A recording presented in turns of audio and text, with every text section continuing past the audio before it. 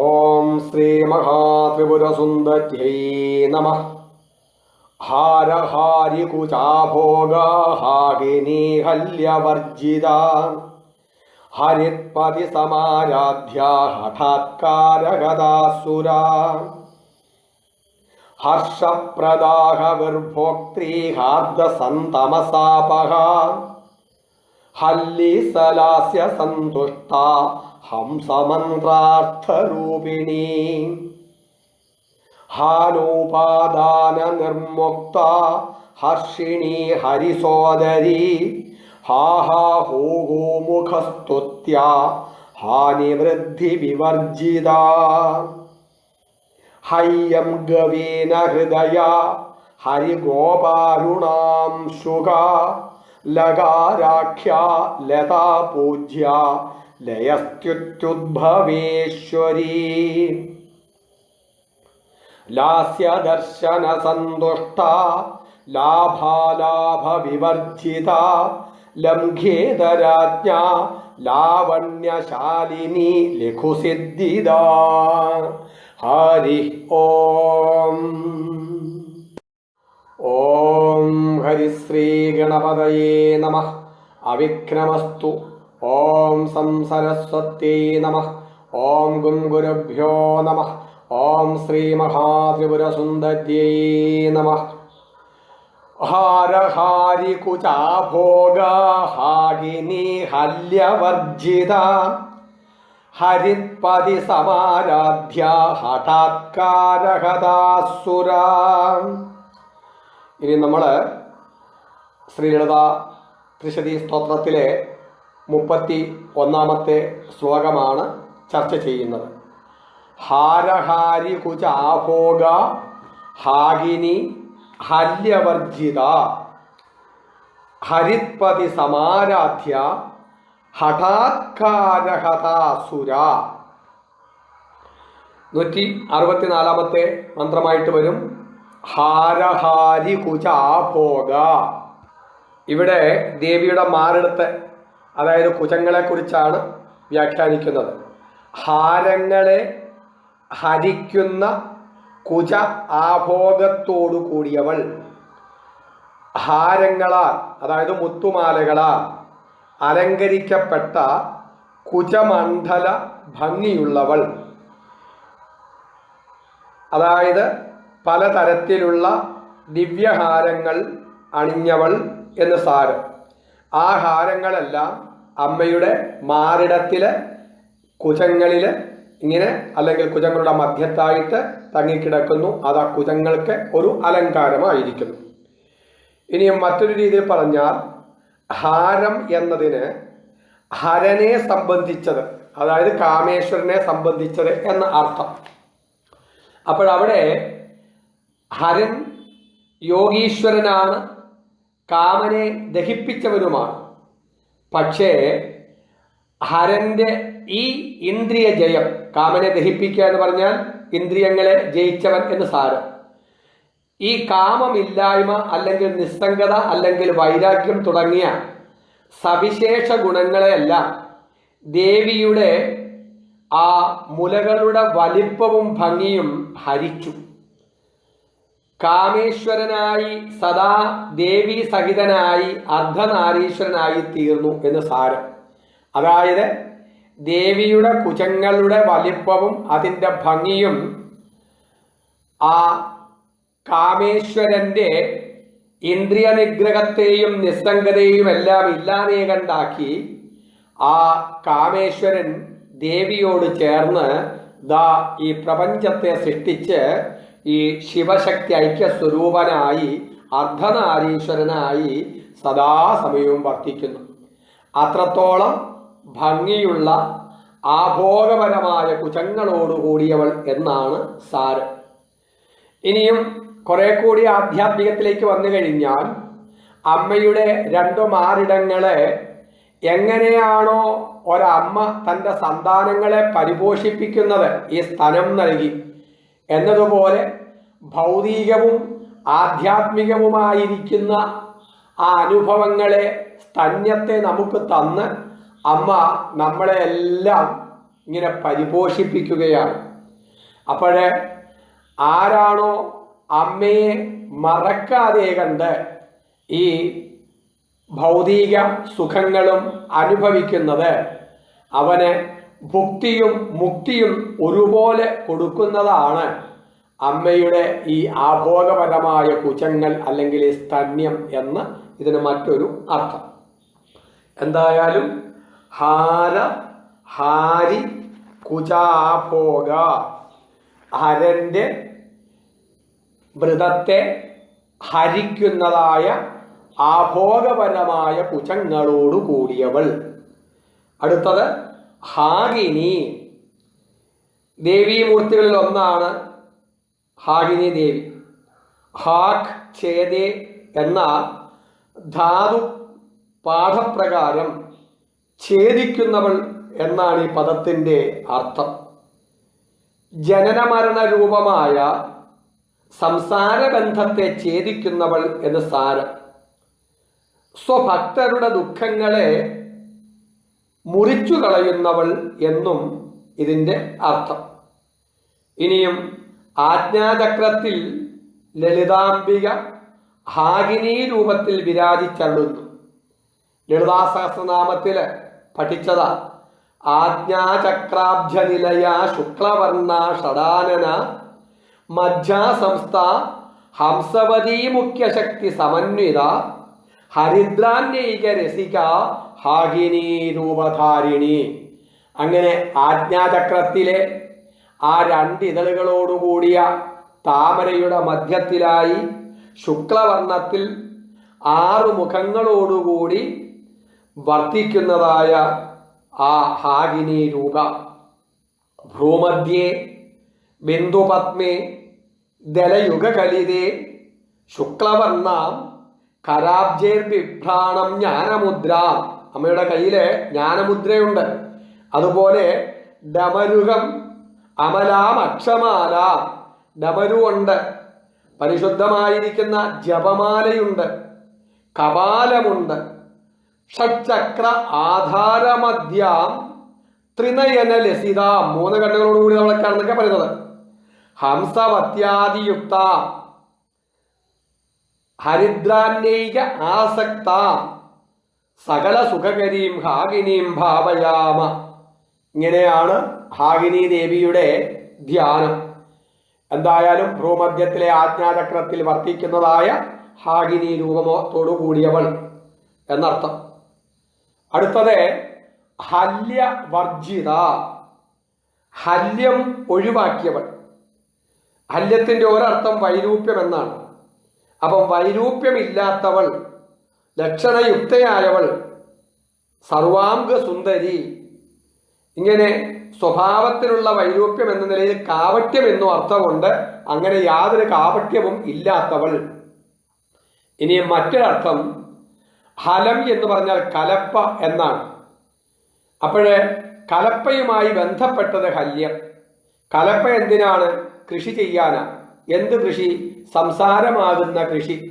വിത്ത് വിതച്ച് കൊയ്തുകൊണ്ടേയിരിക്കുകയാണ്, വിളവ് വർദ്ധിപ്പിച്ചുകൊണ്ടേയിരിക്കുക.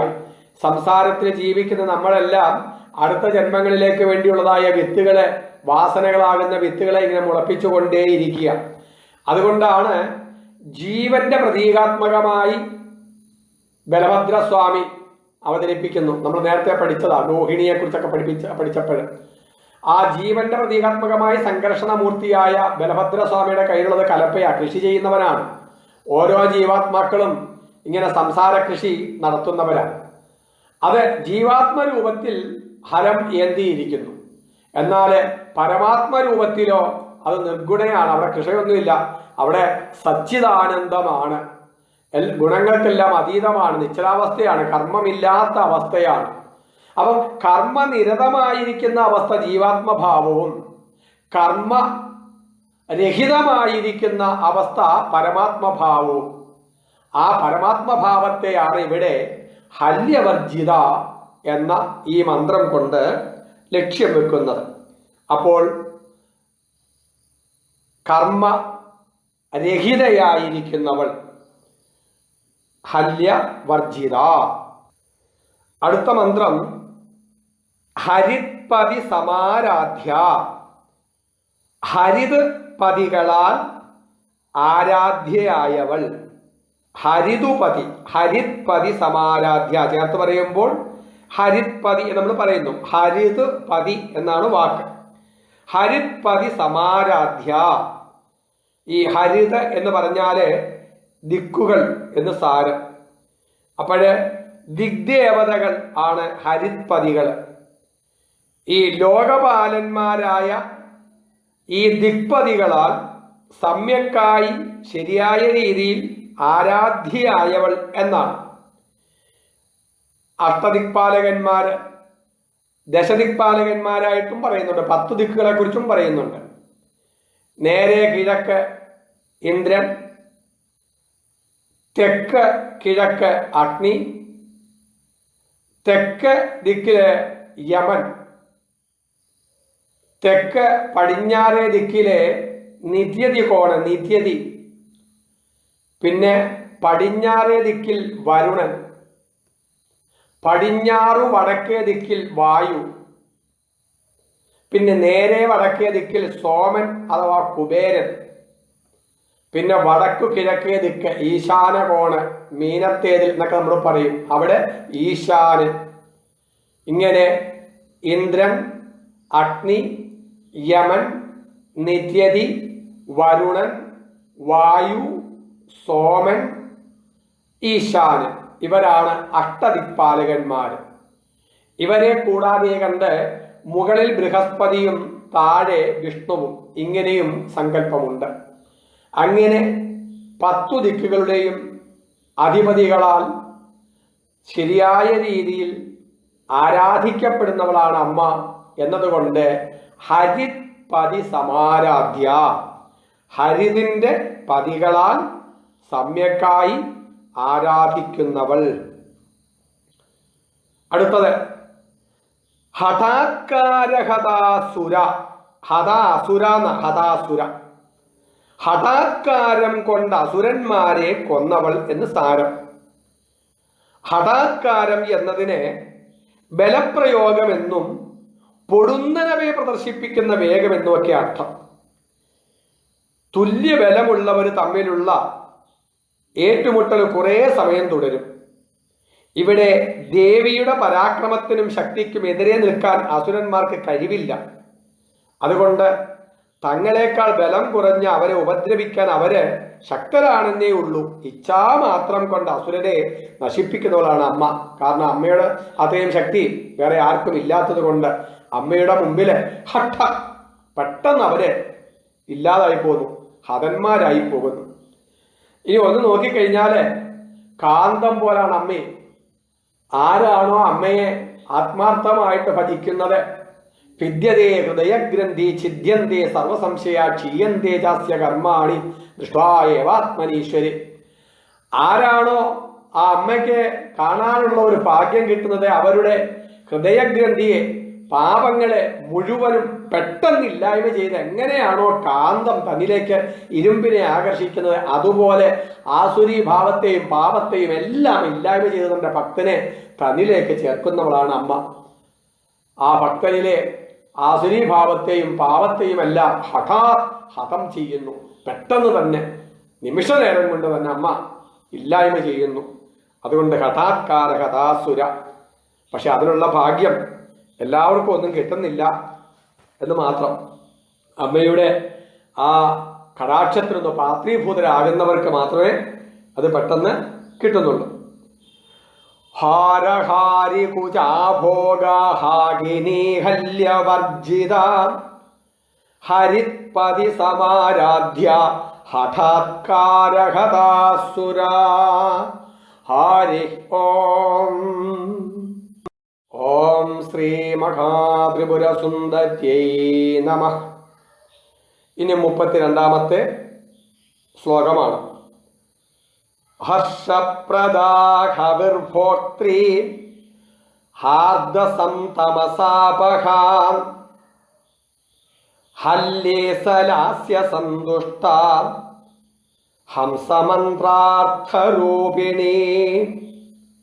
ഹർഷപ്രദ ഹവിർഭോക്ത്രീ ഹാർദസന്തമസാപഹ ഹല്ലീസലാസ്യ സന്തുഷ്ട ഹംസമന്ത്രാർത്ഥരൂപിണി.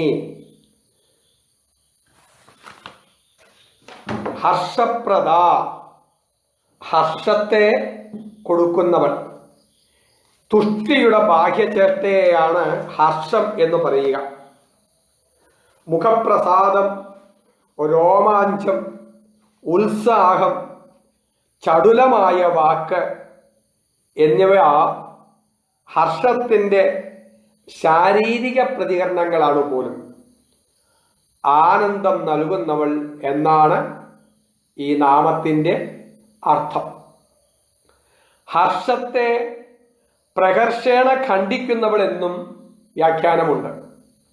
ധനം, കുടുംബ ബന്ധങ്ങള്, ജയം, വീര്യം, കീർത്തി തുടങ്ങി ഭൗതിക ജീവിതത്തിൽ ആഹ്ലാദകരങ്ങളായവയെല്ലാം തുടർന്ന് ദുഃഖവും ക്ലേശവും ഉണ്ടാക്കുന്നവയും കർമ്മബന്ധമായും വാസനയായും ജന്മാന്തരങ്ങളിലേക്ക് വ്യാപിക്കുന്നവയുമാണ്. അതുകൊണ്ടാണ് ഈ വിഷയഭോഗങ്ങളൊക്കെ അനുഭവിക്കുമ്പോൾ അമൃതായും പിന്നീട് വിഷമായും ഭവിക്കുന്നു എന്ന് പറയുന്നത്. എന്നാൽ ആത്മാനന്ദം അത് അനുഭവിക്കുമ്പോൾ വിഷമായും പിന്നീട് അമൃതായും ഭവിക്കുന്നതാണ് ആധ്യാത്മികമായ സുഖം. ഭൗതികമായ സുഖം അനുഭവിക്കുമ്പോൾ അത് നല്ലതാണെന്നൊക്കെ തോന്നും, പക്ഷേ വിഷമായിട്ട് മാറും, അതായത് വാസനയായിട്ട് മാറും. അതുകൊണ്ടാണ്. അപ്പൊ അങ്ങനെ വാസന വർദ്ധിച്ച് ജന്മാന്തരങ്ങളിൽ കൂടി ഈ സംസാര ദുഃഖത്തിൽ കിടന്ന് വലയുവാൻ കാരണമാകുന്നു എന്നുള്ളത് കൊണ്ട് അത്തരം ആനന്ദം നിഷേധിക്കാതെ തന്നെ അവയുടെ നേർക്കുള്ള ആഭിമുഖ്യം നശിപ്പിച്ച്, അല്ലാതെ കണ്ട ഈ വിഷയഭോഗങ്ങളൊന്നും തരാതെ പട്ടിണിക്കിട്ടല്ല, അതിലൂടെ കിട്ടുന്ന ആനന്ദത്തെ നിഷേധിക്കുന്നുമില്ല. അത് അനുഭവിക്കേണ്ടതെന്നും ആരും പറയുന്നില്ല. പക്ഷേ അനുഭവിച്ച് അതിനകത്തങ്ങ് ആസക്തി ഉണ്ടാകാതെ കണ്ട് ക്രമേണ അവയിലുള്ള ആസക്തിയും ആഭിമുഖ്യമൊക്കെ കുറച്ചു കൊണ്ടുവന്ന് ശാശ്വതമായ ആനന്ദത്തിലേക്ക് നയിക്കുന്നവൾ ആണ് അമ്മ. ഭുക്തിയും മുക്തിയും തരുന്നവളാണ്. നമുക്ക് ആനന്ദം, സുഖം ഇല്ലാതെ കണ്ട് ജീവിക്കാൻ പറ്റത്തില്ല. പ്രയത്നത്തിന്റെ എല്ലാ അടിസ്ഥാനം സുഖാനുഭൂതിയാണ്. അപ്പൊ ഈ സുഖത്തിന് വേണ്ടിയിട്ട് മനസ്സ് വാഞ്ചിതമാണ്, അത് അനുഭവിച്ചേ മതിയാകൂ, ഇതൊന്നും വേണ്ട, അതൊന്നും പാടില്ല, ആത്മാനന്ദം മാത്രമേ ഉള്ളൂ എന്ന് പറഞ്ഞുകൊണ്ട് ഇരുന്ന് കഴിഞ്ഞാൽ ആത്മാനന്ദമായിട്ട് അനുഭവിക്കാനും പറ്റത്തില്ല. പ്രായം കഴിഞ്ഞു പോവുകയും ചെയ്യും. പിന്നെ നിരാശ പിടിപെട്ടേ ഉള്ളൂ. അതുകൊണ്ട് അങ്ങനെയല്ല, ആസക്തി ഇല്ലാതെ കണ്ട് ഭൗതികമായ സുഖഭോഗാദികളോ അനുഭവിക്കണം. അതുകൊണ്ടാണല്ലോ മുക്തിപ്രദ എന്ന് പറയുന്നത്. പക്ഷേ അതിനകത്തെ ആസക്തിയെ ക്രമേണ കുറച്ചു കൊണ്ടുവന്ന് അഭിമുഖമാക്കണം മനസ്സിനെ. അങ്ങനെ ചെയ്യുന്നവളാണ് ദേവി. അതുകൊണ്ടും അമ്മയെ ഹർഷപ്രദ, ഇവിടെ പ്രകർഷേണ ദ ഇല്ലായ്മ ചെയ്യുന്നവൾ, ഹർഷത്തെ പ്രകർഷേണ ഇല്ലായ്മ ചെയ്യുന്നവൾ അല്ലെങ്കിൽ മുറിക്കുന്നവൾ എന്ന് സാരം. അടുത്തത് ഹവിർ ഭോക്ത്രീ, ഹവിസ്സിനെ ഭുജിക്കുന്നവൾ. യാഗത്തിൽ ദേവതകളെ തൃപ്തിപ്പെടുത്തുവാനായി യാഗാഗ്നിയിൽ അർപ്പിക്കപ്പെടുന്നതായ ദ്രവ്യമാണ് ഹവിസ്. അഗ്നി അത് സ്വീകരിച്ചിട്ട് സ്വാഹാമുഖേന ദേവന്മാർക്ക് നൽകുന്നു. സ്വാഹ എന്ന് പറഞ്ഞാൽ അഗ്നിയിലെ ദാഹക ശക്തിയെയാണ്. അഗ്നിദേവന്റെ ഭാര്യ ആണെന്ന് പറയും. അഗ്നിയിലെ ദഹനശക്തിയെ വിളിക്കുന്ന പേരാണ് സ്വാഹ. പക്ഷേ കഥാപരമായിട്ടും ആധ്യാത്മികമായിട്ടൊക്കെ പറയുമ്പോൾ അത് അഗ്നിദേവന്റെ ഭാര്യയാണ് എന്ന് രണ്ട് കഥാപാത്രങ്ങളായിട്ട് സങ്കല്പിക്കും, രണ്ട് വ്യക്തിത്വങ്ങളായിട്ട് സങ്കല്പിക്കും. അപ്പം ഏതു ദേവനെ ഉദ്ദേശിച്ച് ഹവിസ് അർപ്പിച്ചാലും അത് സ്വീകരിക്കുന്നത് ലളിതാംബികയാണ്. കാരണം എല്ലാ ശക്തികളും ലളിതാംബികയിൽ അധിഷ്ഠിതമാണ്. ദേവശക്തികൾ ജഗദംബയുടെ വിഭൂതികൾ മാത്രമാണ്. അതുകൊണ്ട് എല്ലാ ഹവിസ്സും ഭുജിക്കുന്നത് ദേവിയാണ്.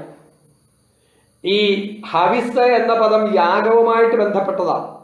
പക്ഷേ നമ്മൾ പൂജകളിൽ നിവേദിക്കുന്ന പഴം, പായസം, അന്നം, പലഹാരം എന്നിവയെല്ലാം ഇതിനകത്ത് പെടുന്നുണ്ട്. അഗ്നിയിൽ അവയെല്ലാം ദഹിച്ചു മാറുന്നുണ്ട്. പക്ഷേ പൂജയിൽ അവയൊന്നും ദഹിച്ചു മാറുന്നില്ല എങ്കിലും അത് ദേവന്മാരല്ലെങ്കിൽ ദേവി അത് ദൃഷ്ടി മുഖേന അതിൻ്റെ സത്തയെ സ്വീകരിക്കുന്നു എന്നാണ്. അപ്പൊ അതുകൊണ്ട് അങ്ങനെ ഭക്തന്മാർ അർപ്പിക്കപ്പെടുന്ന അതുകൊണ്ടെല്ലാം അമ്മ തൃപ്തയാവുകയും ചെയ്യും. അതുകൊണ്ട് ദേവി ഹവിർ ഭോക്തൃ. അടുത്ത മന്ത്രം 171. ഹാർദ സന്തമസാപഹ. ഹാർദ സന്തമസ അപഹ. ഭക്തന്റെ ഹൃദയത്തിലുള്ള ഇരുട്ടിനെ നശിപ്പിക്കുന്നവൾ. അന്ധകാരം ഇവിടെ അജ്ഞാനത്തിന്റെ പ്രതീകമാണ്. ഈ ശരീരമാണ് ഞാൻ എന്ന തോന്നലും ശരീരനാശത്തോടെ ഞാൻ ഇല്ലാതാകുന്നു എന്നുള്ളതായ ആ ഒരു ബോധവുമാണ് ഈ ഹാർദം, കട്ടിയായ ഹാർദസം തമസ്, കട്ടിയായ ഇരുട്ടാകുന്നതായ അജ്ഞാനം. ഈ ഇരുട്ട് പ്രകാശം കൊണ്ടാണ് ഇല്ലാതാകുന്നത് എന്നതുപോലെ ഹൃദയത്തിൽ ആ ആത്മപ്രകാശം, ജ്ഞാനത്തിൻ്റെ ഒളി പരക്കാത്തിടത്തോളം ഭക്തരായാലും ദുഃഖം അനുഭവിക്കേണ്ടി വരും. താപത്രയങ്ങളിൽ നിന്നും മോചനം ലഭിക്കണമെങ്കിൽ ഈ തോന്നൽ, ഈ അജ്ഞാനം ഇല്ലാതെ കണ്ടാകണം. ജ്ഞാനരൂപമായ വെളിച്ചം മനസ്സിൽ പരക്കണം. ചിതാകാശത്തിൽ ആത്മപ്രകാശം സാക്ഷാത്കരിക്കാൻ പറ്റണം. ഇരുട്ടകറ്റാൻ സൂര്യന്റെ ഒരു കിരണം മതിയാകും എന്നതുപോലെ ഹൃദയത്തിലെ തമസകറ്റാൻ അമ്മയാകുന്ന സൂര്യന്റെ ഒരു കിരണം മതി.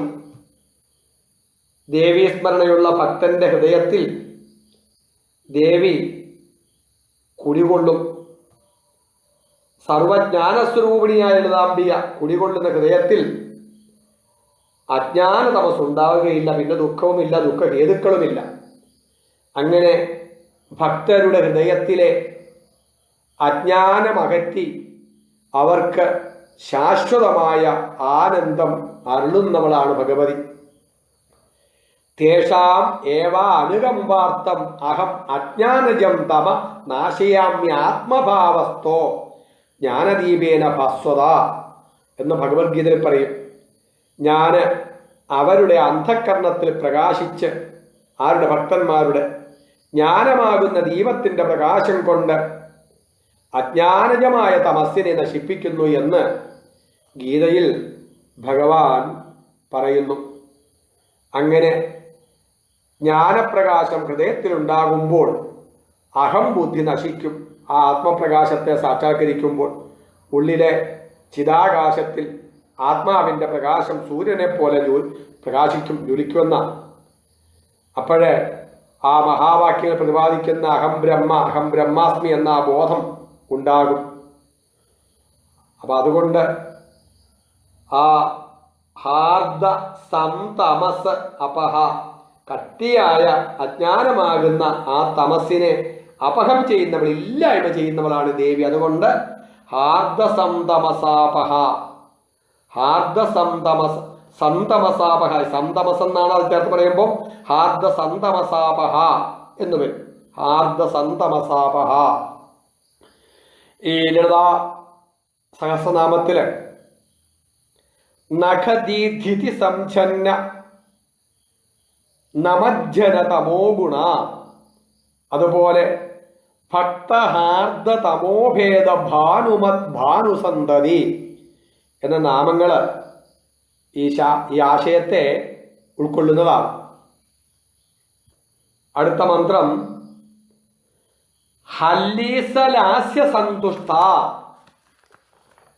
ഹല്ലീസലാസ്യ സന്തുഷ്ട. ഹല്ലീസം എന്ന ലാസ്യത്തിൽ സന്തോഷിക്കുന്നവർ. ഈ നിറം പിടിപ്പിച്ചതായ കോലുകൾ തമ്മിൽ തട്ടിച്ച് പാട്ടുപാടി ഒരേ താളത്തിൽ പെൺകുട്ടികൾ നടത്തുന്ന ഒരുതരം നൃത്തമാണ് ഈ ഹല്ലീസം. നവരാത്രി സമയത്തൊക്കെ ഈ ഗുജറാത്തി പെൺകുട്ടികളൊക്കെ അടിക്കുന്ന കാണാൻ എന്ത് പറയുന്ന ഒരു പ്രത്യേക പേരുണ്ട്, മറന്നുപോയി. എന്തായാലും കുമാരിമാരുടെ ഈ കോലടി കളി കണ്ട് സന്തുഷ്ടയാകുന്നവളാണ് അമ്മ എന്നാണ് ഈ മന്ത്രത്തിന്റെ സാരം. ഇതിപ്പം ഒരു നൃത്തത്തിന്റെ കാര്യത്തിൽ കൂടെ പറഞ്ഞുണ്ടെങ്കിലും അമ്മ കലാവതിയും കലാത്മികയും കലാനാഥയും കാവ്യ ആലാപ വിനോദിനിയും കലാമാലയും രസജ്ഞയും ഒക്കെയാണ്. അതുകൊണ്ട് ഏതു രീതിയിലുള്ളതായ ഗീതങ്ങളായും നൃത്തങ്ങളായും കലകളായും എല്ലാം അമ്മ അതിലെല്ലാം സന്തോഷിക്കുന്നവളുമാണ്. അതിനകത്തൊക്കെ വർത്തിക്കുന്നതും അമ്മയുടെ ശക്തി തന്നെയാണ്. അതുകൊണ്ട് അമ്മ എല്ലാതരം കലകളിലും സന്തോഷിക്കുന്നവളായതുകൊണ്ട് ഹല്ലീസ ലാസ്യ സന്തുഷ്ട. അടുത്തത് ഹംസമന്ത്ര അർത്ഥ രൂപിണി. ഹംസമന്ത്രത്തിന്റെ അർത്ഥം തന്നെ അമ്മയുടെ സ്വരൂപമാണ്. ഹംസന്മാരാൽ അല്ലെങ്കിൽ യോഗികളാൽ ജപിക്കപ്പെടുന്നതായ മന്ത്രമാണ് ഹംസമന്ത്രം എന്നൊരു വ്യാഖ്യാനം. ഈ അർത്ഥത്തില് ഓം, ഈ പ്രണവമാണ് ഹംസമന്ത്രം. ഈ പ്രണവമന്ത്രം ബ്രഹ്മ വിഷ്ണു മഹേശ്വരന്മാരെയും സർവപ്രപഞ്ചശക്തികളെയും കുറിക്കുന്നതാണ്. എല്ലാ ദേവന്മാരും പ്രപഞ്ചശക്തികളും ഈ ദേവി സ്വരൂപമാണ് എന്ന് അർത്ഥം. ഇനിയും അജപാമന്ത്രം എന്നും ഹംസമന്ത്രത്തിന് അർത്ഥമുണ്ട്. ഹംസ ഹംസ ഹംസ.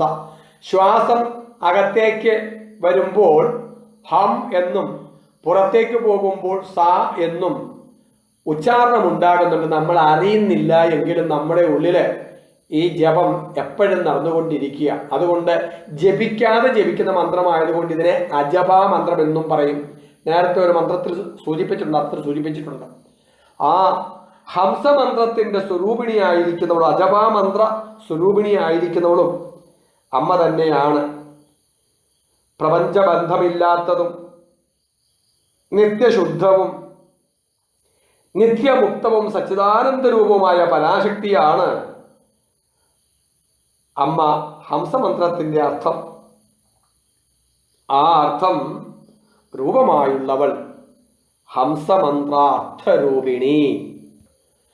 ഹർഷപ്രദാ ഹവിർഭോക്ത്രീ ഹാർദസന്തമസാപഹ ഹല്യേസലാസ്യ സന്തുഷ്ട ഹംസമന്ത്രാർത്ഥരൂപിണി. ഹരി ഓം. ഓം ശ്രീ മഹാത്രിപുരസുന്ദര്यै നമഃ. ഹാനോപാദാന നിർമുക്ത ഹർഷിണി ഹരിസോദരി ഹാഹാഹൂഹോ മുഖസ്തുത്യ ഹാനിവൃദ്ധി വിവർജിത. 33 ശ്ലോകമാണ്. ഹാനു ഉപാദാന നിർമുക്ത ഹർഷിണി ഹരിസോദരി ഹാഹാഹൂഹൂ മുഖസ്തുത്യ ഹാനിവൃദ്ധി വിവർജിത. ഇവിടെ ഹാന ഉപാദാന നിർമുക്ത, ഹാനവും ഉപാദാനവും ഇല്ലാത്തവൻ. ഉപേക്ഷിക്കലാണ് ഹാനം, സ്വീകരിക്കലാണ് ഉപാദാനം. അമ്മയുടെ വിഭൂതികളാണ് ബ്രഹ്മാണ്ഡകൂടികൾ, അവയിലുള്ള സർവ ചരാചരങ്ങളും. അവയെല്ലാം ദേവി സദാ പരിരക്ഷിക്കുകയാണ്. ഒന്നിനെയും ഒരിക്കലും ഉപേക്ഷിക്കുന്നില്ല. നല്ലതും ചീത്തയും എന്ന ഭേദസങ്കല്പം ഭൗതിക ജീവിതത്തിൽ മനുഷ്യനുണ്ടാക്കുന്നതാണ്. മനുഷ്യനും മറ്റു ജീവികൾക്കും സ്വീകാര്യവും അസ്വീകാര്യവുമായി പലതുമുണ്ട്. ജഗജ്ജനനിയായ ലളിതാംബികയ്ക്ക് ഉപേക്ഷിക്കപ്പെടേണ്ടതായ ഒന്നും തന്നെയില്ല. ധർമ്മവും അധർമ്മവും അമ്മയുടെ മുൻഭാഗവും പിൻഭാഗവുമായ ആണ്. പിന്നെ ദേവി സ്വയം പൂർണ്ണയാകിയാൽ നിരീഹയാണ്. ഇല്ലാത്തതിൻ്റെ നേർക്കാണല്ലോ നമുക്ക് ആഗ്രഹമുണ്ടാകുന്നത്. ആഗ്രഹിക്കുന്നവയാണ് നമ്മളെ സ്വീകരിക്കുന്നത്. ദേവിക്ക് സ്വീകരിക്കപ്പെടാൻ യോഗ്യമായി ഒന്നും തന്നെ ഇല്ലാത്തത് കൊണ്ട് ഉപാദാന നിർമുക്തയുമാണ്. അപ്പോഴ് ഹാനം ചെയ്യാനും ഉപേക്ഷിക്കാനും ഒന്നുമില്ല. കാരണം എല്ലാം അവിടുത്തെ അവയവങ്ങൾ തന്നെ. പ്രത്യേകിച്ച് സ്വീകരിക്കേണ്ടതായിട്ടും ഒന്നുമില്ല. ഭക്തന്മാര് ആത്മസമർപ്പണത്തിന്റെ പ്രതീകമായിട്ട് ദേവിക്ക് അർപ്പിക്കുന്ന നിസാര വസ്തുക്കളെയും കൂടി ദേവി സന്തോഷത്തോടെ സ്വീകരിക്കും. അത് ദേവിക്ക് വേണ്ടിയിട്ടല്ല, തൻ്റെ സന്താനങ്ങളോടുള്ള നിസ്സീമമായ കാരുണ്യം കൊണ്ടാണ്. ഇഷ്ടം പോലെ പൈസ ഉള്ളതായ, പെൻഷൻ കിട്ടുന്നതായ വൃദ്ധനായിരിക്കുന്ന പിതാവിന് കാശിൻ്റെ ആവശ്യമില്ലെങ്കിലും മക്കൾക്ക് ശമ്പളം കിട്ടുമ്പോൾ കുറച്ച് പൈസ കണ്ടെന്ന് അച്ഛൻ്റെ കയ്യിൽ കൊടുത്തിട്ട് ഇത് അച്ഛന് ആണ് എന്ന് പറഞ്ഞ് കൊടുത്തു കഴിഞ്ഞാൽ അവർക്ക് ഭയങ്കര സന്തോഷമാണ്. അവർക്ക് കാശ് വേണ്ടിയിട്ടാണോ? വേണ്ട. അവർക്ക് ആവശ്യത്തിന് കവിഞ്ഞതായ പൈസ അവരുടെ കയ്യിലുണ്ട്, പെൻഷൻ കിട്ടുന്നുണ്ട്, എല്ലാം ഉണ്ട്. കാശിൻ്റെ ആവശ്യമേ ഇല്ല. എങ്കിലും എന്താ ഇത് അച്ഛനെ എന്നും പറഞ്ഞുകൊണ്ട് മക്കളെ ശമ്പളം കിട്ടുമ്പം എന്തെങ്കിലും കൊണ്ട് കൊടുത്തു കഴിഞ്ഞാലും എത്ര സന്തോഷം അവർക്ക് വേണ്ടിയിട്ടാണോ? അല്ല. എന്നതുപോലെയാണ് അമ്മയുടെ കാര്യമേ. എല്ലാം അമ്മയുടേതാണ്, ഒന്നും അമ്മയ്ക്ക് വേണ്ട. അത് തന്നെ എടുത്ത് നമ്മൾ അമ്മയ്ക്ക് സമർപ്പണം ചെയ്യുമ്പോൾ അമ്മയ്ക്കറിയാം അമ്മയുടെ വക തന്നെയാണ് തരുന്നതെന്നുള്ളത്. പക്ഷേ ആ സമർപ്പണം ചെയ്യാനുള്ള മനോഭാവത്തെയാണ് അമ്മ ശ്ലാഘിക്കുന്നത്, അംഗീകരിക്കുന്നത്. അതുകൊണ്ട് അമ്മ അതെല്ലാം സ്വീകരിക്കും. പത്രം പുഷ്പം ഫലം തോയം യോമേ ഭക്ത്യാ പ്രയച്ഛതി തദഹം ഭക്ത്യുപകൃതം അസ്നാമി പ്രയതാത്മനാന്ന. ഭക്തിയോടുകൂടി സമർപ്പിക്കുന്ന ഇലയായാലും പൂവായാലും പഴമായാലും വെള്ളമായാലും എല്ലാം ഞാൻ പൂജിക്കുന്നു എന്നാണ് ഭഗവാൻ പറയുന്നത് ഭഗവത്ഗീതയിലെ. പരബ്രഹ്മസ്വരൂപിണിയാണല്ലോ ലളിതാംബിക. അപ്രാണോഹ്യം അനാശുഭ്ര എന്നാണ് മുണ്ടകോശത്തിലും, അകായം എന്ന് ഈശാവാസ്യത്തിലും, അശരീരം വാവ സന്തം ന പ്രിയാ പ്രിയേ സ്പൃശത എന്ന ചാന്തോക്യത്തിലും ഇങ്ങനെയൊക്കെ വിവരിക്കുന്നതായ ഈ ബ്രഹ്മത്തിന് ശരീരമില്ല, മനസ്സില്ല, അന്ധകരണങ്ങളില്ല, ഒന്നുമില്ല. അതുകൊണ്ട് തന്നെ സ്വീകരിക്കപ്പെടാവുന്നതായിട്ടൊന്നുമില്ല. അതിനാലും ഹാന ഉപാദാന നിർമുക്തയാണ് ദേവി. ഈ മന്ത്രം തന്നെ ലളിതാ സഹസ്രനാമത്തിൽ ഹേയോ ഉപാദേയ വർജിത എന്ന നാമത്തിലും ഇതേ ആശയം തന്നെ സൂചിപ്പിക്കുന്നുണ്ട്.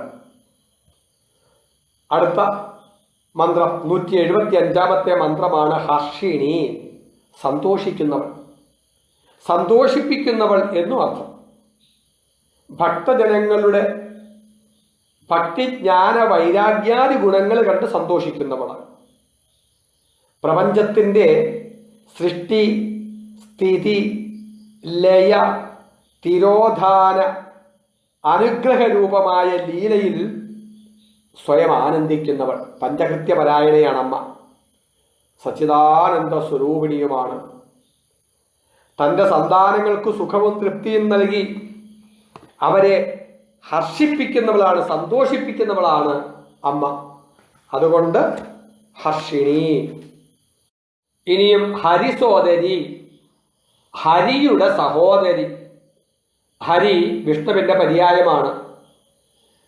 വിഷ്ണു ഭഗവാൻ ശ്രീകൃഷ്ണനായിട്ട് അവതരിച്ചപ്പോൾ ദേവി യശോദാഗർഭത്തിൽ പിറന്നതായ കഥ ഭാഗവതത്തിൽ പറയുന്നുണ്ട്.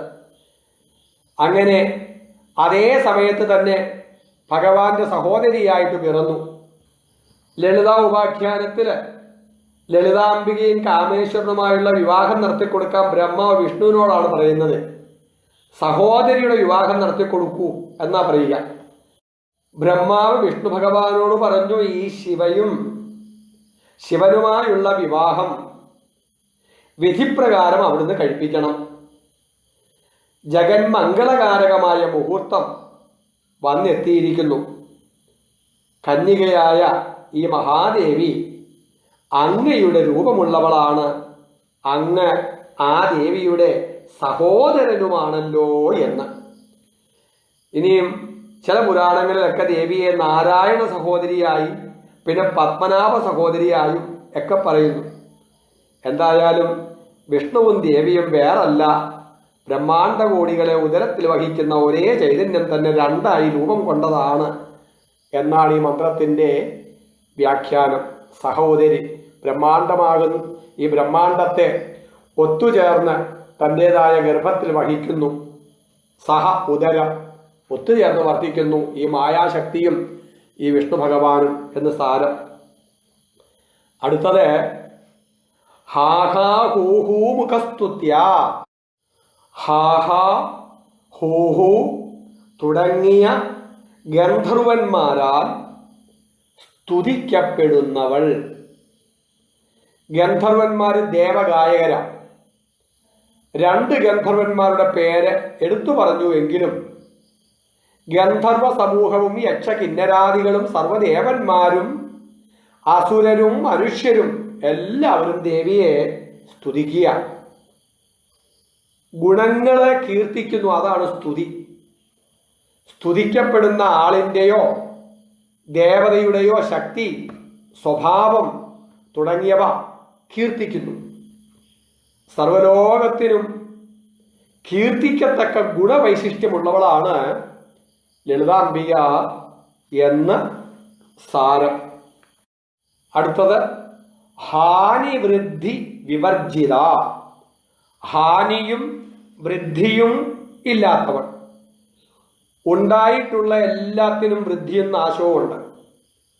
ചുറ്റുപാടുകളിൽ നിന്നും വസ്തുക്കൾ ആഗിരണം ചെയ്ത് പുഷ്ടിയും വലുപ്പവും ഒക്കെ കൂടുന്ന പ്രവൃത്തിയാണ് വൃദ്ധി എന്ന് പറയുക. ക്രമമായി പുഷ്ടി കുറഞ്ഞ് വളർച്ച നിന്ന് ക്ഷയിക്കുന്നതാണ് ഹാനി എന്ന് പറയുക. ഇത് രണ്ടും നമ്മുടെ ശരീരത്തിനെ ബാധിക്കുന്നുണ്ട്, പക്ഷെ ആത്മാവിനെ ബാധിക്കുന്നതല്ല. വൃദ്ധിയും ഹാനിയും ഉൽപ്പത്തി കഴിഞ്ഞുള്ള 2 അവസ്ഥകളാണ്.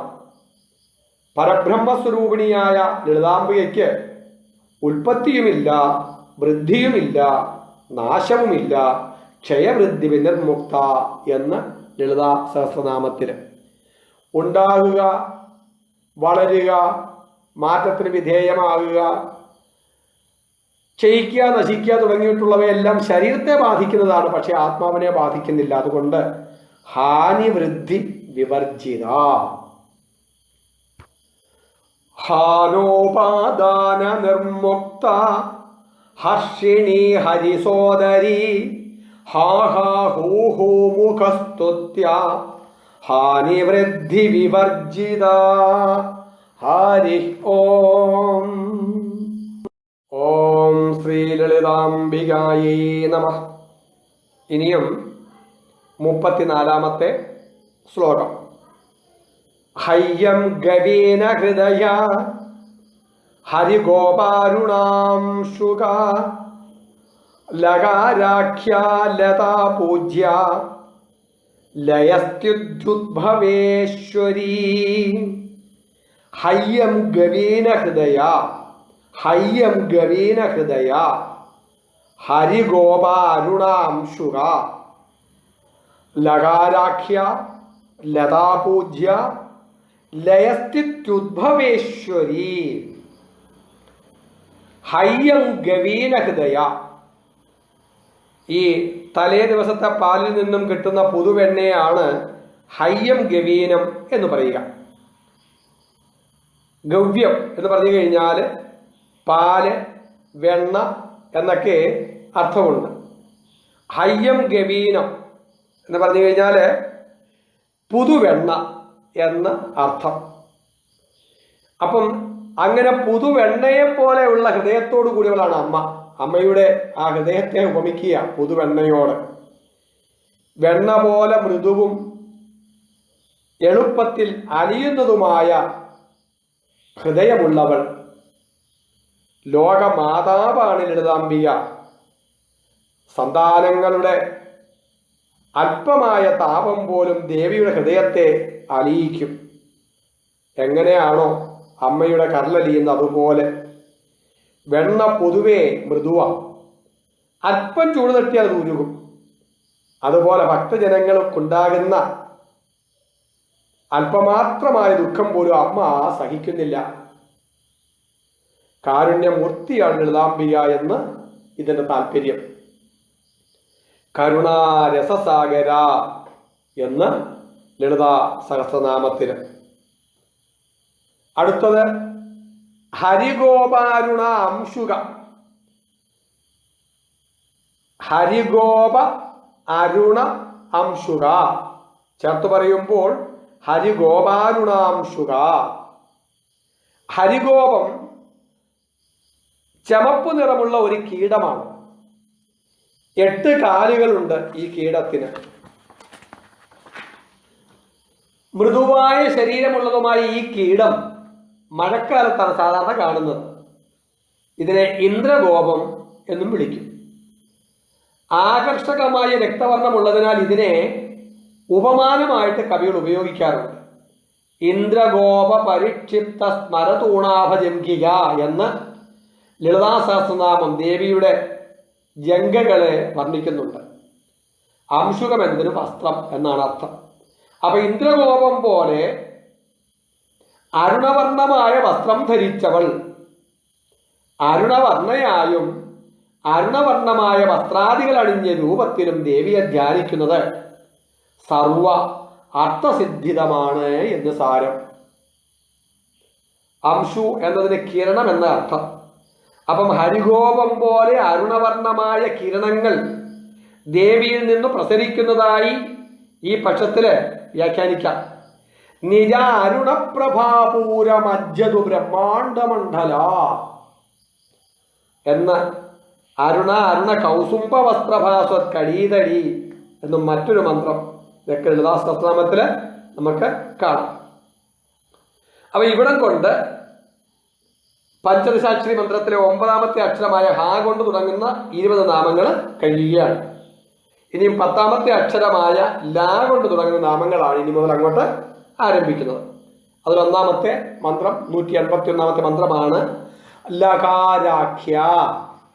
ലകാരാഖ്യ പഞ്ചദശാക്ഷരി മന്ത്രത്തിന്റെ 10ാമത്തെ അക്ഷരമായ ലകാരം കൊണ്ട് അറിയപ്പെടുന്നവൾ, ല എന്നു പേരുള്ളവൾ.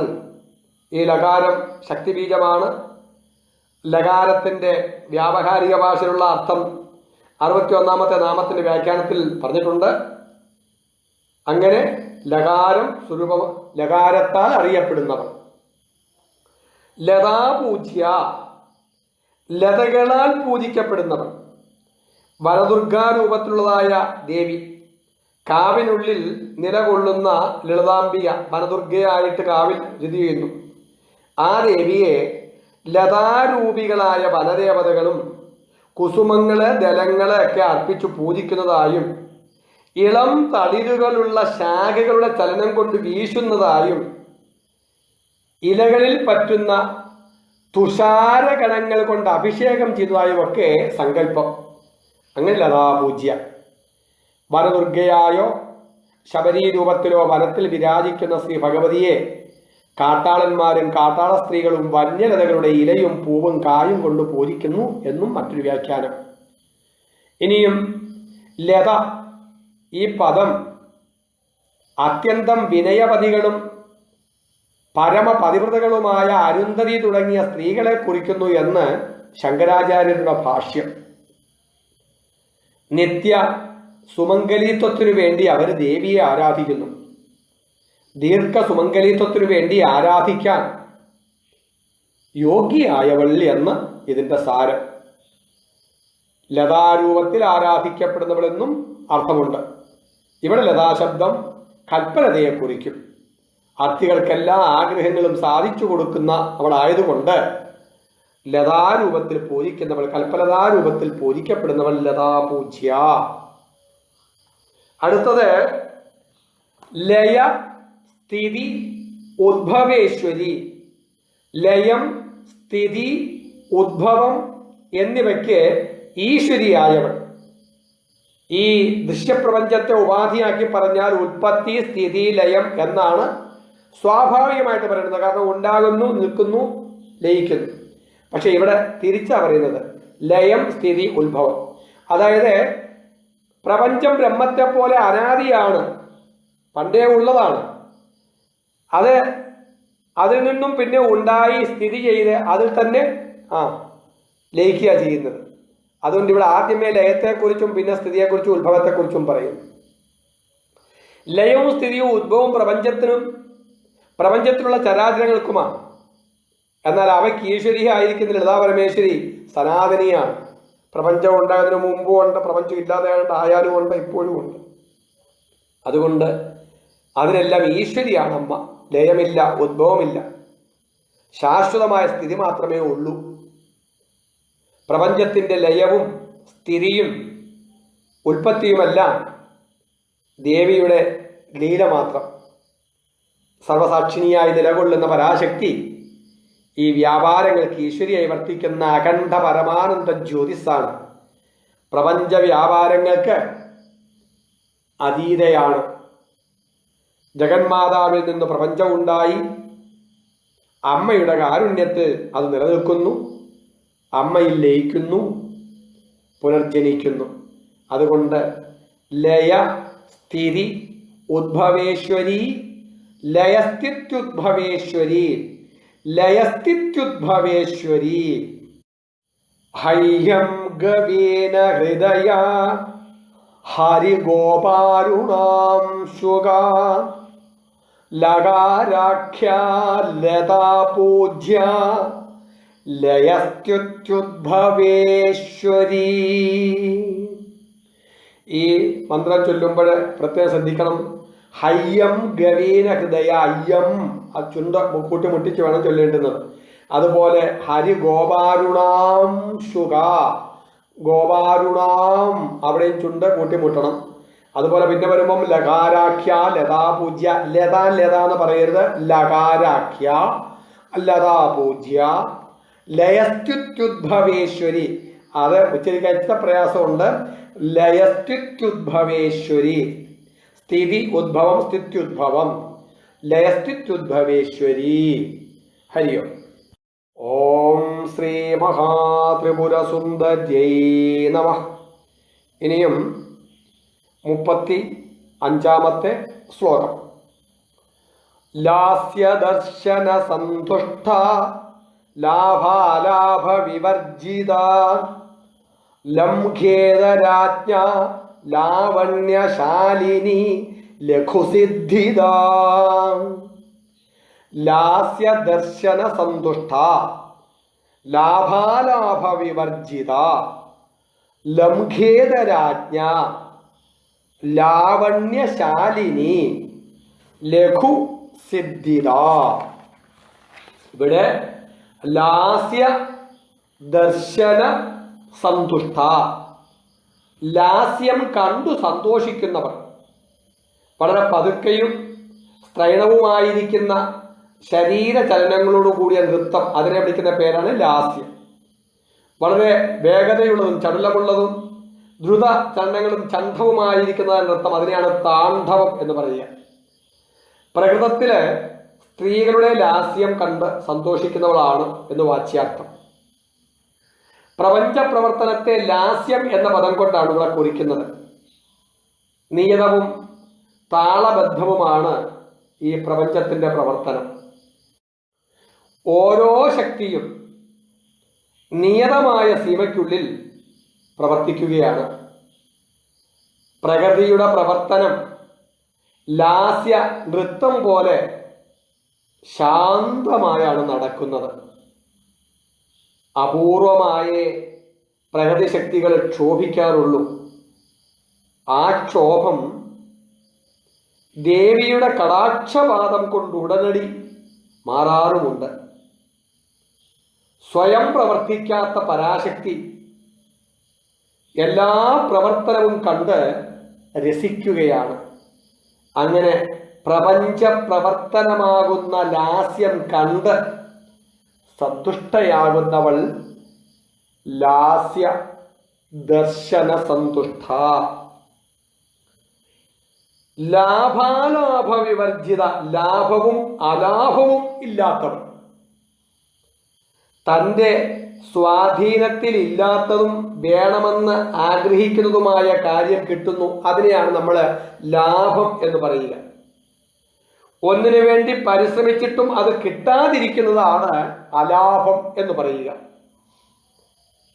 ലളിതാംബികയുടെ സ്വാധീനത്തിലല്ലാത്ത ഒന്നും തന്നെ ഒരിടത്തുമില്ല.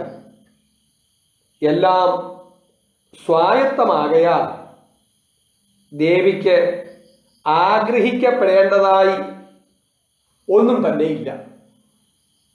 നമേ പാർത്ത അസ്തി കർത്തവ്യം ത്രിഷുലോകേഷു കിഞ്ചന നാനവാപ്തം അവാപ്തവ്യം വർത്തയേവച കർമ്മണി. ഭഗവത്ഗീത ഭഗവാൻ ഇങ്ങനെ പറയുക, എനിക്ക് കിട്ടാത്തതും കിട്ടേണ്ടതുമായി ഒന്നും തന്നെയില്ല. അപ്പോഴ് ദേവീപക്ഷത്തിലെ ലാഭം അലാഭം എന്ന സങ്കല്പങ്ങൾക്ക് യാതൊരു പ്രസക്തിയും ഇല്ലാത്തത് കൊണ്ട് അമ്മ ലാഭ അലാഭ വിവർജിത, ചേർത്ത് പറയുമ്പോൾ ലാഭാലാഭ വിവർജിത. അടുത്തത് ലംഘേതരാജ്ഞ, അലംഘ്യമായ ആജ്ഞയുള്ളവൾ. ദേവിയുടെ ആജ്ഞകൾ അലംഘ്യമാണ്, എല്ലാറ്റിനും പരയായ ശക്തിയാകയാൽ പ്രപഞ്ച നിയമങ്ങൾ പോലും ദേവിക്ക് ബാധകമല്ല. പ്രപഞ്ച ശക്തികളെല്ലാം ദേവിയുടെ ആജ്ഞ അനുസരിച്ച് പ്രവർത്തിക്കുന്നു. ആ ആജ്ഞയെ ലംഘിക്കാൻ ആർക്കും ഒന്നിനും കഴിയില്ല. മറ്റാരുടെയും ആജ്ഞയ്ക്ക് വിധേയല്ലാത്തവളാണ് ദേവി, അങ്ങനെയും വ്യാഖ്യാനിക്കുന്നു. ഓരോ പരിധികൾക്കുള്ളിൽ പ്രവർത്തിക്കുന്ന ആജ്ഞാശക്തി മനുഷ്യർക്കും ദേവന്മാർക്കും എല്ലാം ഉണ്ട്. അവയെ ലംഘിക്കുന്ന ആജ്ഞാശക്തി ദേവിക്കുമുണ്ട്. അലംഘനീയ കമലാസനജ്ഞ എന്നത് വിസ്തൃതമായിരിക്കുന്ന സാമാന്യ നിയമമാണ്. ദേവിയുടെ ആജ്ഞ കമലാസനാജ്ഞയെയും ലംഘിക്കുന്നതാണ്. ജഗത്സൂതേ ധാതാ ഹരിരവധി രുദ്രക്ഷപയതേ തിരസ്കുർവന്യേതസ്വമഭി പപുരീശസ്ഥിരയതി സദാ പൂർവ സർവം തദിതമനുഗ്രഹണാദിജ ശിവസ്തവാജ്ഞ ആലംബ്യ ക്ഷണചലിതയോർഭൂലതികയോ. ബ്രഹ്മാവ് ലോകത്തെ സൃഷ്ടിക്കുന്നു, വിഷ്ണു സംരക്ഷിക്കുന്നു, രുദ്രൻ സംഹരിക്കുന്നു. ഈശ്വരൻ അവയെ തന്നിൽ ലയിപ്പിച്ച് തന്റെ ശരീരത്തെയും മറയ്ക്കുന്നു. സദാശിവൻ നിന്തിരുവടിയുടെ ക്ഷണമാത്രം ചലിക്കുന്ന പുരികക്കൊടിയുടെ ആജ്ഞയെ ആശ്രയിച്ച് ബ്രഹ്മാവെ, വിഷ്ണു, രുദ്രൻ, ഈശ്വരൻ എന്നിവരെ വീണ്ടും സൃഷ്ടിക്കുന്നു.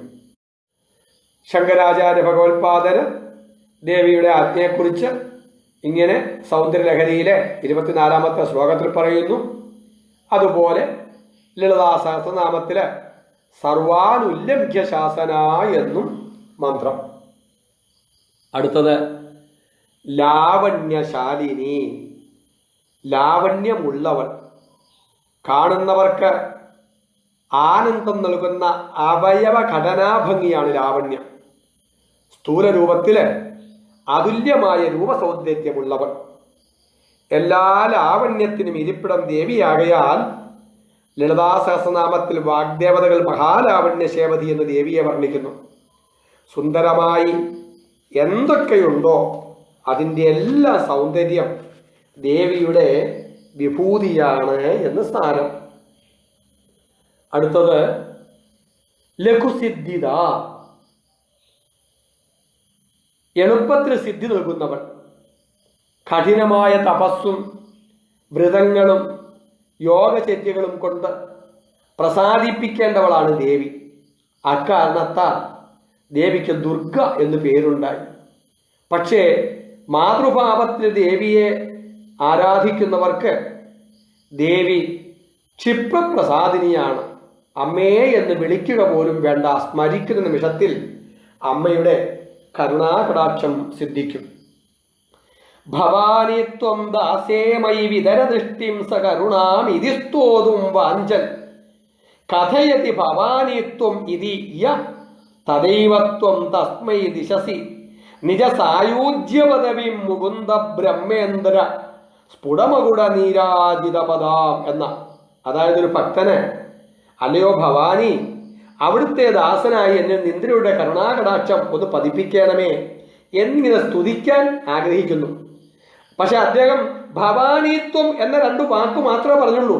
അതിനു മുമ്പ് തന്നെ നിന്ദ്രവഴി ആ ഭക്തന് എന്തു കൊടുത്തു?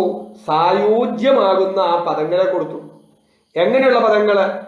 വിഷ്ണുവും ബ്രഹ്മാവും ദേവേന്ദ്രനുമെല്ലാം അവരുടെ കിരീടങ്ങളിൽ ധാരണം ചെയ്തിരിക്കുന്നതായ ആ പ്രഭ കൊണ്ട് യാതൊരു പാതാരബന്ധങ്ങളെയാണോ നീരാജനം ഒഴിയുന്നത് എന്ന് പറഞ്ഞാൽ അവരെല്ലാം അമ്മയെ വീണ്ടും വീണ്ടും നമസ്കരിക്കുമ്പോൾ അതിൽ കൂടിയുള്ളതായ പ്രഭ ആ ചൈതന്യം അമ്മയ്ക്ക് നീരാഞ്ജനം ഒഴിയുകയാണോ എന്ന് തോന്നിപ്പോകും, കവിസങ്കേതമാണ്. അങ്ങനെ ബ്രഹ്മവിഷ്ണു ദേവേന്ദ്രന്മാരാലെല്ലാം നീരാജനം ചെയ്യുന്നതായ ആ പദം, സായുജ്യമാകുന്ന ആ പദം അമ്മേ ഭവാനീത്വം എന്ന് പറഞ്ഞപ്പോഴത്തേക്ക് അമ്മ കൊടുത്തു കഴിഞ്ഞു. അത്രയ്ക്കും കൃപാസാഗരമാണ് അമ്മ, ലഘുസിദ്ധിതയാണ് അമ്മ, പെട്ടെന്ന് പ്രസാദിക്കുന്നവളാണ് അമ്മ. ഇനിയും ലഘുസിദ്ധി എന്ന പ്രയോഗം ലഘിമ എന്ന സിദ്ധിയെ കുറിക്കുന്നതാണ്. ശരീരത്തിന്റെ ഭാരം കുറഞ്ഞ് ആകാശത്തിൽ കൂടിയൊക്കെ പറക്കാൻ പറ്റുന്നതായ ആ ഒരു സിദ്ധിയാണ് ലഘുസിദ്ധി. ഹനുമാൻ സ്വാമി സമുദ്രം കടന്ന് ലങ്കയിലേക്ക് പറന്നു പോകുന്നില്ലേ, അത് ഈ ലഘുസിദ്ധിയാണ്. അപ്പൊ ഈ പക്ഷത്തില് അഷ്ടസിദ്ധികളെയും നൽകുന്നവളാണ് അമ്മ. അണിമ, മഹിമ, ലഘിമ, ഗരിമ, ഈശിത്വം, പശുത്വം, പ്രാകാശ്യം തുടങ്ങിയിരിക്കുന്ന അഷ്ടസിദ്ധികളെയും കൊടുക്കുന്നവളാണ് അമ്മ. അപ്പോഴമ്മയുടെ സാധന കൊണ്ട് യോഗികൾക്ക് ഈ അഷ്ടസിദ്ധികളും ലഭിക്കുന്നു. ദേവീകടാക്ഷം ലഭിക്കുന്ന ഭാഗ്യവാന് അവ അനായാസമായി ലഭിക്കും എന്നാണ് ഈ മന്ത്രത്തിന്റെ സാരം. അപ്പോഴ് ലാസ്യ ദർശന സന്തുഷ്ട ലാഭാലാഭ വിവർജിത ലംഘേതരാജ്ഞ ലാവണ്യശാലിനി ലഘുസിദ്ധിദാ. ഹരി ഓം.